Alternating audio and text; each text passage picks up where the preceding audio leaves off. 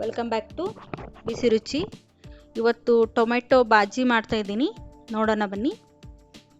ಒಂದೆರಡು ಟೊಮೆಟೊ ತೊಗೊಂಡಿದ್ದೀನಿ, 2 apple tomato, 2 ಹುಳಿ ಟೊಮೆಟೊ, ಸ್ವಲ್ಪ ಒಣ ಮೆಣಸಿನ್ಕಾಯಿ ಹಾಕ್ಕೊಂಡಿದ್ದೀನಿ. ನೋಡಿ, ಚೆನ್ನಾಗಿ ಕುದಿಸ್ಕೊಳ್ಳಿ 2 ವಿಜಿಲ್ಲ. ನೋಡಿ, ಮೆಣಸಿನ್ಕಾಯಿನೂ ಹಾಕ್ಕೊಂಡಿದ್ದೆನಲ್ಲ, ಒಣ ಮೆಣಸಿನ್ಕಾಯಿ ಅದು ಚೆನ್ನಾಗಿ ಕುದ್ದಿದೆ. ಸೊ ಅದನ್ನು ಎಲ್ಲ ಸೇರಿ ಮಿಕ್ಸಿ ಮಾಡ್ಕೊಳ್ಳೋಣ. ಇಲ್ಲಿ ಬೆಳ್ಳುಳ್ಳಿ, ಒಣ ಕೊಬ್ಬರಿ, ಕೊತ್ತಂಬರಿ, ಕರಿಬೇವು,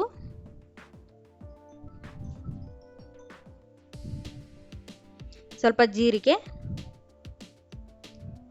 ಗ್ರೈಂಡ್ ಮಾಡ್ಕೊಳ್ಳಿ. ಸ್ವಲ್ಪ ತರಿತರಿಯಾಗಿಯೇ ಇರಲಿ. ನೆಕ್ಸ್ಟು ಟೊಮೆಟೊ ಹಾಕೋತೇವಲ್ಲ, ಸೊ ಅದಕ್ಕೆ ಕರೆಕ್ಟ್ ಆಗುತ್ತೆ.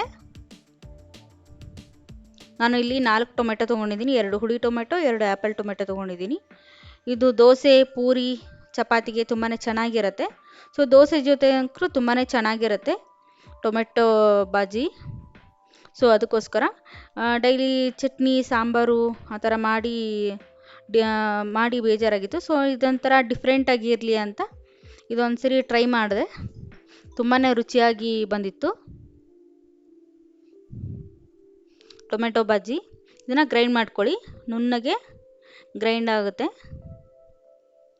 ಸ್ವಲ್ಪ ಅರಿಶಿನ ಪುಡಿನ ಹಾಕ್ಕೊಂಡಿದ್ದೀನಿ ನಾನು. ನೋಡಿ, ಈ ಥರ ನುಣ್ಣಗೆ ಆಗಿದೆ, ಸಾಕಾಗುತ್ತೆ ಇಷ್ಟು. ಸ್ವಲ್ಪ ನೀರು ಬೇಕಾದರೆ ಅದೇ ಕುದಿಸಿಟ್ಕೊಂಡಿರೋ ನೀರಿತ್ತಲ್ಲ, ಸೊ ಅದೇ ನೀರನ್ನ ಹಾಕ್ಕೊಂಡು ಮಿಕ್ಸ್ ಮಾಡ್ಕೊಂಡು ಲಿಕ್ವಿಡ್ ಥರ ಮಾಡ್ಕೋಬೋದು.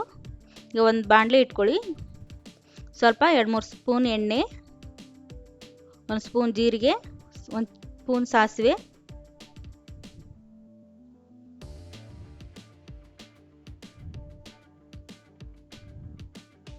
ಚೆನ್ನಾಗಿ ಫ್ರೈ ಆಗಲಿ. ದೋಸೆ ಜೊತೆ ಅಂತೂ ತುಂಬಾ ರುಚಿಯಾಗಿರುತ್ತೆ, ತುಂಬಾ ಚೆನ್ನಾಗಿರುತ್ತೆ. 2-3 ಈರುಳ್ಳಿ ಕಟ್ ಮಾಡಿ ಇಟ್ಕೊಂಡಿದ್ದೆ, ಕರಿಬೇವು, ಕೊತ್ತಂಬರಿ, ಉದ್ದುದ್ದಕ್ಕೆ ಕಟ್ ಮಾಡ್ಕೊಳ್ಳಿ ಈರುಳ್ಳಿನ. ನಾನು ಉದ್ದುದ್ದಕ್ಕೆ ಮತ್ತು ಚಿಕ್ಕ ಚಿಕ್ಕದಾಗಿನೂ 2 ಥರನೂ ಕಟ್ ಮಾಡ್ಕೊಂಡಿದ್ದೆ. ಅಂದರೆ ತುಂಬಾ ರುಚಿಯಾಗಿರುತ್ತೆ ದೋಸೆ ಜೊತೆ. ಸೊ ಅದಕ್ಕೋಸ್ಕರ ನೋಡಿ, ಈರುಳ್ಳಿನ ಸ್ವಲ್ಪ ಫ್ರೈ ಆಗಲಿ. ಒಣ ಮೆಣಸಿನ್ಕಾಯಿನ ಮುರಿದು ಹಾಕೋತಾ ಇದ್ದೀನಿ.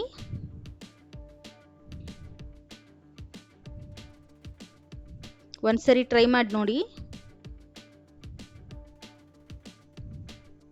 ಈಗ ರುಬ್ಬಿಟ್ಕೊಂಡಿರೋ ಮಸಾಲ ಇತ್ತಲ್ಲ, ಸೊ ಅದನ್ನೆಲ್ಲ ಹಾಕ್ಕೊಳ್ಳೋಣ. ಇದು ತುಂಬಾ ಲಿಕ್ವಿಡ್ ಥರ ಏನೂ ಬೇಡ, ಸ್ವಲ್ಪ ಥಿಕ್ನೆಸ್ ಆಗೇ ಇರಲಿ. ಸ್ವಲ್ಪ ನೀರಷ್ಟೇ ಹಾಕ್ಕೊಂಡಿದ್ದೀನಿ. ಈಗ ಎಲ್ಲ ಸೇರಿ ಮಿಕ್ಸ್ ಆಗಲಿ. ಮಿಕ್ಸ್ ಮಾಡಿಕೊಂಡು 2-3 ಕುದಿಸ್ಕೊಳ್ಳಿ. ನೋಡಿ, ಕಲರ್ಫುಲ್ಲಾಗಿ ಬಂದಿದೆ, ತುಂಬಾ ರುಚಿಯಾಗಿರುತ್ತೆ, ಹುಳಿ ಹುಳಿಯಾಗಿ. 1 ಸ್ಪೂನು ಉಪ್ಪು, ಸ್ವಲ್ಪ ಬೆಲ್ಲ. ಸೊ ಹುಳಿ ಹಾಕಿರ್ತೀವಲ್ಲ, ಸೊ ಅದಕ್ಕೋಸ್ಕರ ನಾನು ಬೆಲ್ಲ ಹಾಕಿದ್ದೀನಿ ಇಲ್ಲಿ. ಸೊ ಅದನ್ನ ಎಲ್ಲನೂ ಚೆನ್ನಾಗಿ ಕುದಿಸ್ಕೊಳ್ಳಿ. ದೋಸೆ ಜೊತೆ ಅಂಕರು ತುಂಬಾ ರುಚಿಯಾಗಿರುತ್ತೆ. ನೋಡಿ, ಸ್ವಲ್ಪ ಎಣ್ಣೆ ಎಲ್ಲ ಬಿಟ್ಕೊಂಡಿದೆಯಲ್ಲ, ಸೊ ಅಲ್ಲಿವರೆಗೂ ಕುದಿಸ್ಕೊಳ್ಳಿ. ನೋಡಿ, ದೋಸೆಗೆ ಕರೆಕ್ಟಾಗಿ ಆಗಿದೆ.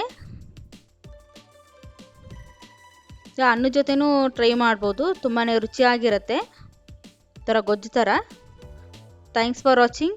ಇಂಥ ಒಳ್ಳೆ ರೆಸಿಪಿಗಳನ್ನು ಕಲಿಯಲು ಲೈಕ್ ಮಾಡಿ, ಶೇರ್ ಮಾಡಿ, ಸಬ್ಸ್ಕ್ರೈಬ್ ಮಾಡಿ. ಮುಂದಿನ ರೆಸಿಪಿ ಜೊತೆ ಮತ್ತೆ ಸಿಗೋಣ. ಧನ್ಯವಾದಗಳು.